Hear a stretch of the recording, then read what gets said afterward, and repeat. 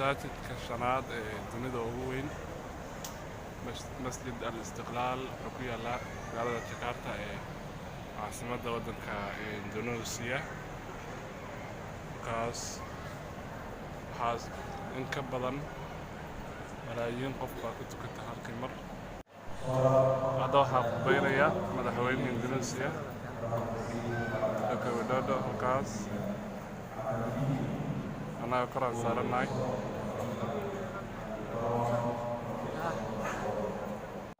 Masjid al-Istiqlaal masaajidka shanaad ee dunida ugu weyn.